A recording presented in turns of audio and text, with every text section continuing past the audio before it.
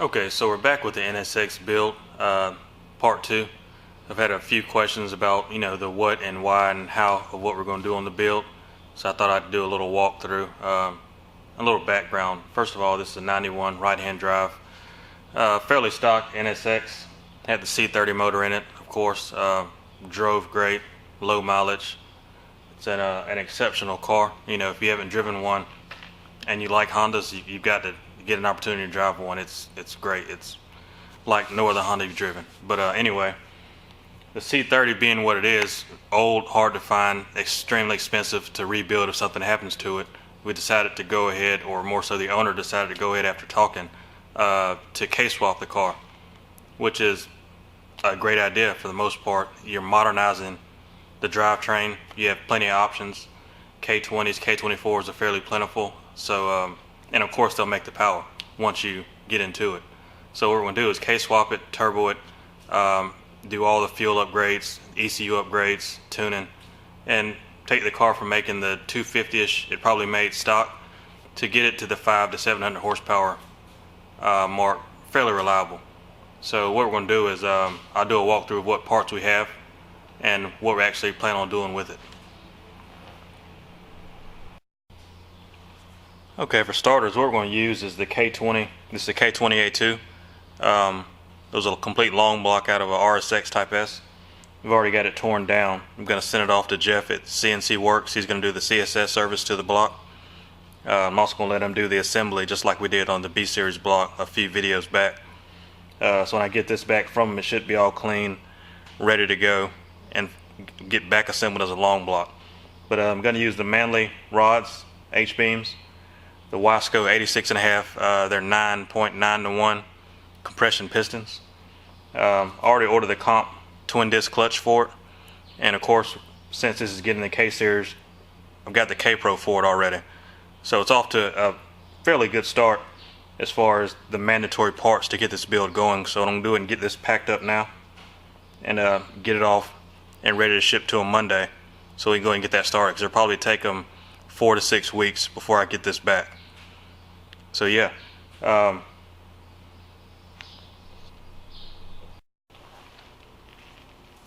here's a quick tip for anybody who wants to ship a block off. I'm going to use some packing peanuts in this box, so I make sure that I'll shrunk wrap the block itself, and then I go back and bubble wrap it to make sure the peanuts or nothing small gets stuck in any of the crevices. It's really a pet peeve of mine. Like, people send in turbos, they'll send in a manifold for me to do fab work on, and they'll stuff it with peanuts, and the packing peanuts get in every nook and cranny of the part. So to make sure that doesn't happen here, I shrink wrap, then bubble wrap the block, and then I reinforce the box to make sure nothing happens to it. So once I pack all this up, I should be able to take this box, shake it up, and you don't hear anything move. So I make sure there's room in the box. So I got to pack the block, pistons, and rods, but I double cardboard it, triple cardboard it, use paper, and then I use peanuts on top of it to fill up any kind of gap to make sure everything's tight, so that it'll get here from here to there safely without any kind of damage to the part. So yeah, I'm going to get this in here, get it ready to go Monday, and then I'll get to work on the Skyline. So I'll be right back with that. Alright, so I've got the NSX block all packed up, labeled, ready for pickup Monday. So now I'm going to get on the Skyline part. I'm down to the last part I need to build for it. I'm going to go ahead and do an intercooler upgrade on it and get rid of the old Trust one. I think it's part of the reason it's kind of laggy. It doesn't flow very well by design. It's an old tube and fin style. So I'm going to build a new intercooler, bar and plate, use a vibrant core like I do in a lot of other parts. So I'm going to get this torn apart and get it measured up and get ready to build some tanks for it.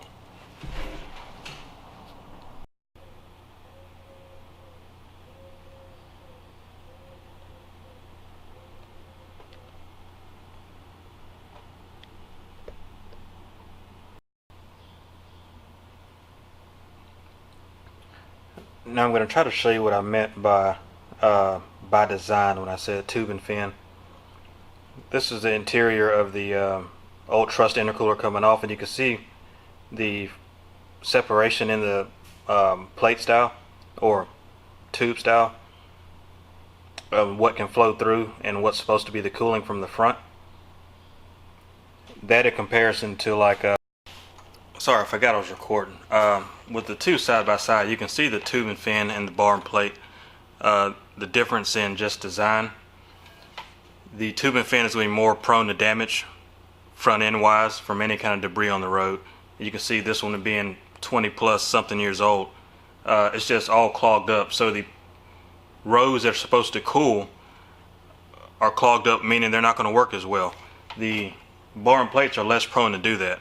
They're not as fragile per se as the tube and fin, so that's just one big plus. Now this old tube and fin, it is 4-inch thick. It's a big core, so I can go down a little bit size in core and be just as efficient with the tube and fin style.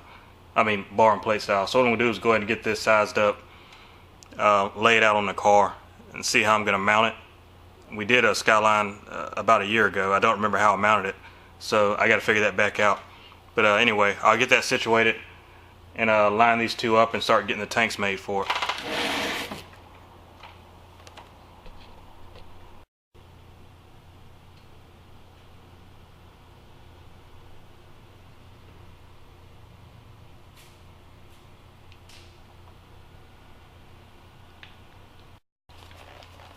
Correction, I do remember what I did. For those of you with Skyline owners that want to do this, the last Skyline I did was bone stock, so the bar in the front was all factory. This one is not. This one, when you first get them, to put a bigger intercooler on it, you have to cut all this out, which I plan on getting the plasma cutter out, but this one's already been cut, so it allows room for the bigger core. So fortunately this one's already been trimmed out, and when you take the factory intercooler off, there are two brackets up here on each side that use washers to center it and mount it. This one had the brackets, but the washer holes weren't used, so it kind of got by me when I first took it apart. But laying on the ground I realized what it was. So you just unbolt those two brackets and it leaves two holes in the upper bar that you can make brackets for. And what I do is I take a steel bar and put it across the top, drill it out to be a bolt-in style bar, and then I'll put weld bones on top of the intercooler and bolt the intercooler to that bar. So mounting it gets fairly simple. So what I'll do is I'll go ahead and build the tanks to fill this space, and I'll make the outlets match up to these factory outlets, because he's using the HKS hard pipes on the car. There's no point in me replacing those because they're really nice. And I've already put the IET sensor in this lower pipe. So yeah, I'll get that done and get started on some tank building.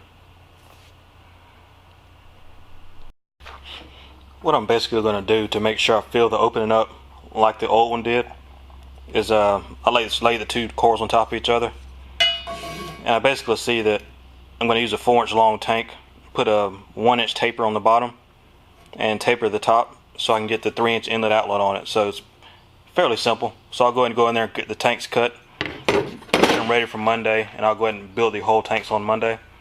So yeah, I should get this trimmed out, cut up, and tacked and ready to go back on the car fairly quickly to get the inlet and outlet set up where I want them and ready for some final welding.